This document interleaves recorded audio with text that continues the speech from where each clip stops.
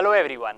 In this video, we are going to discuss A to Z about the CFA course, what it is all about, what is the cost of pursuing the course, what is the exam pattern, etc.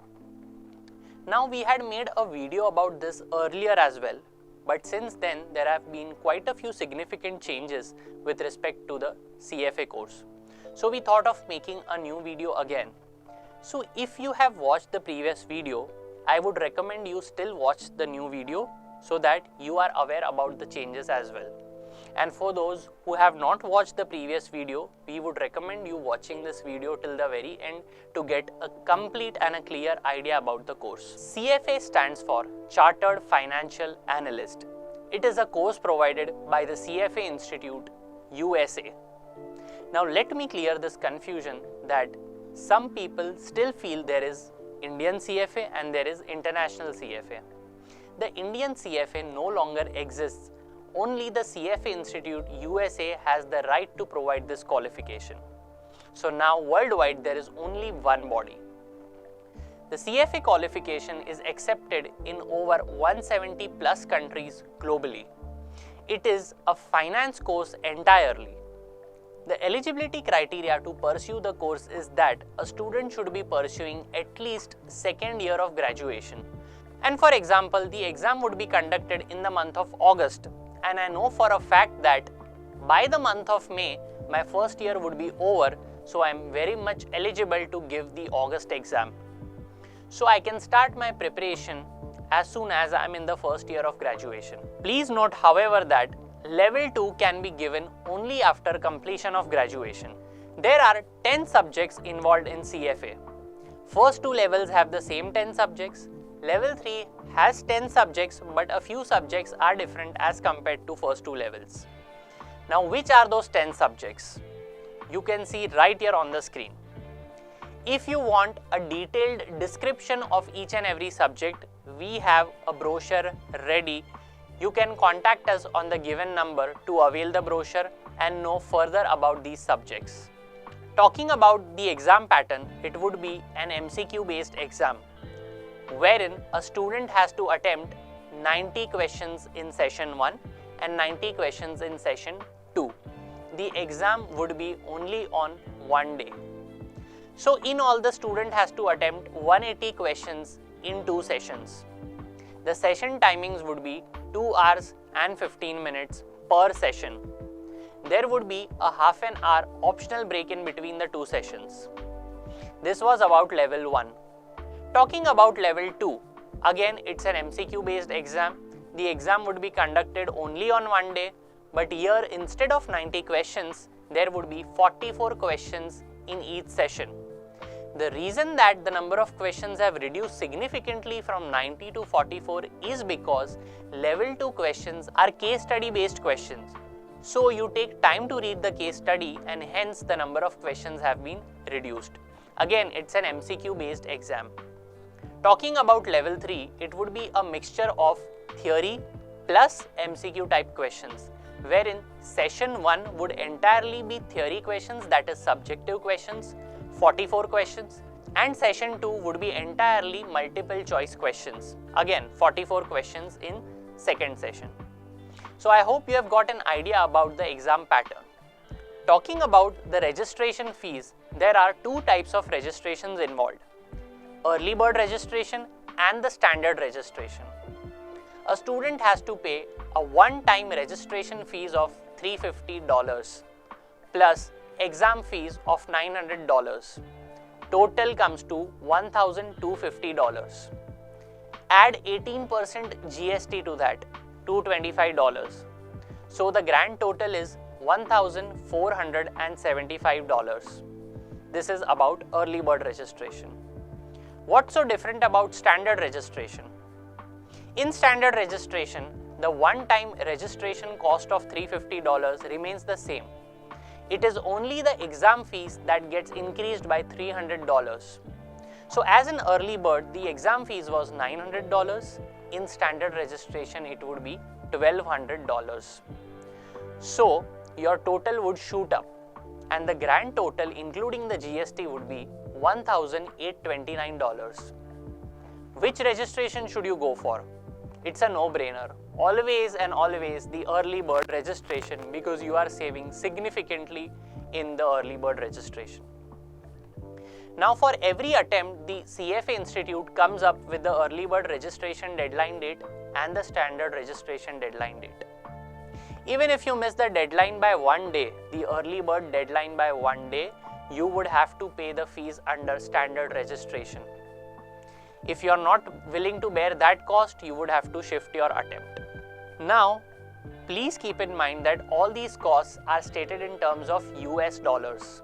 If you ask me the equivalent INR conversion, considering the current exchange rate of 82 and doing some calculations of bank charges and the GST on bank charges, it comes up to something close to 1,26,000 Indian rupees.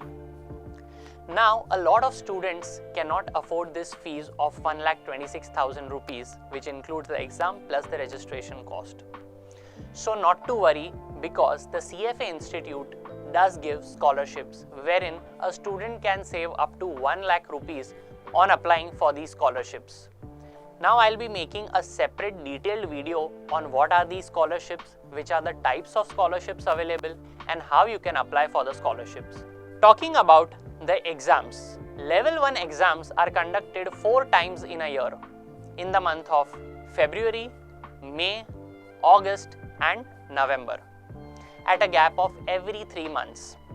Talking about Level 2 exams are conducted thrice a year, in the month of May, August and November. Level 3 exams again are conducted twice a year, in the month of February and August. So these were the timelines of the exams. So if you clear everything in the first attempt, it would take you approximately on the higher side 3 years to complete the entire course. Where are the exams conducted? The exams are conducted at these locations across India. CFA Institute may add further locations in the years to come. Talking about the difficulty level of the exams, it is entirely conceptual. You don't have to mug up anything. If you are conceptually strong, you could manage to clear the exam. And the pass rates globally are around 35 to 40%. So there is a good chance of passing the exams given consistent efforts. A passport is a must for the exam. So if I want to register for the exam right now, even if I don't have a passport, I can register for the exam. But I have to ensure that I need to have a valid passport at the time of going for the exam. So if you don't have a passport and if you are planning to pursue CFA, please don't forget to apply for a passport as soon as possible. Also, Texas Instruments calculator is compulsory for the exam. Normal, Casio and other calculators are not accepted at the exam. Also bear in mind that the gap between any 2 exams should be at least 6 months. So for example, if I give level 1 in May, after May, level 2 exams cannot be given immediately in August because 6 months have not elapsed from May. So I have to wait for at least 6 months. For example, I don't clear level 1 in the month of February. Then the next attempt of level 1 would be in May. I cannot still give that May exam because 6 months have not passed from February. So even if I want to attempt the same level, I have to wait for 6 months. Do you have to pay the exam fees again? Yes. If you do not clear, you would have to pay the exam fees again of $900 plus the applicable GST of 18%. Please ensure that you don't have to pay the registration cost again. The registration cost paid at the time of first registration is valid for life. With respect to the center, there's a very important thing that you need to know. For example, I am based out of Bombay currently and I have registered for an upcoming CFA exam. And I have chosen the location to be Bombay. Now I start working and my company gives me an opportunity to shift to Australia.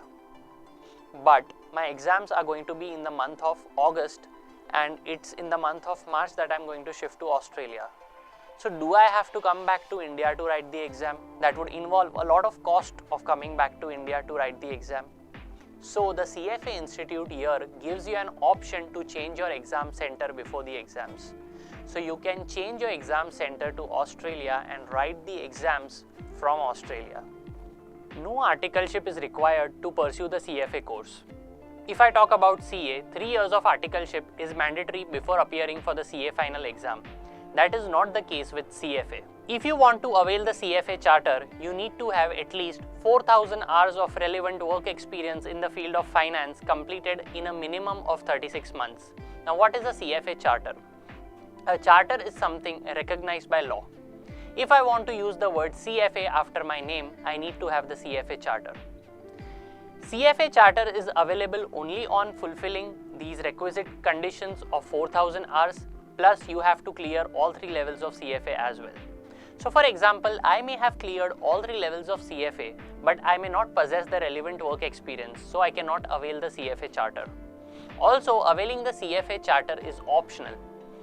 What are the benefits of CFA charter? Once you avail the CFA charter, you become a member of the CFA Institute. CFA Institute organizes a lot of events wherein you get to network with your peers. Big names like Navneet Munot, who's the current chairman of HDFC Mutual Fund, is a CFA charter holder. So you get to network with people of that level. So our advice would be to avail the CFA charter once you clear all 3 levels of CFA. Now there are certain permutations and combinations which you need to know. I have the relevant work experience of 4,000 hours and all 3 levels are remaining. The moment I clear level 3, I can immediately apply for the charter because I have the requisite work experience. Now let's take another case. I have cleared all 3 levels but I have 0 hours of work experience. So I'll have to work for 4,000 hours in a minimum span of 36 months. Only then I'll be able to apply for the charter. The passing criteria is not fixed whatsoever. Like we all know that in order to clear CA Foundation, a student needs to secure at least 200 marks out of the 400 marks exam. But in CFA, that is not the case. If you do not clear, you do not know due to what reason you have not cleared. The CFA Institute does give you a subject-wise performance in case you have not cleared. So you at least can get an idea about where you have gone wrong, in which subjects you need to put in more efforts, but there's no definite passing criteria. It changes every attempt to attempt. That's it. I have provided all the relevant information which was required for you to know and take a decision of whether to pursue CFA or not. If you have any specific questions, please feel free to ask in the comment section. We would be reverting to you. If you feel this video is useful, please don't forget to share it with a friend who is also planning to pursue CFA. Don't forget to subscribe to our channel and press the bell icon for further updates. So stay tuned to our channel.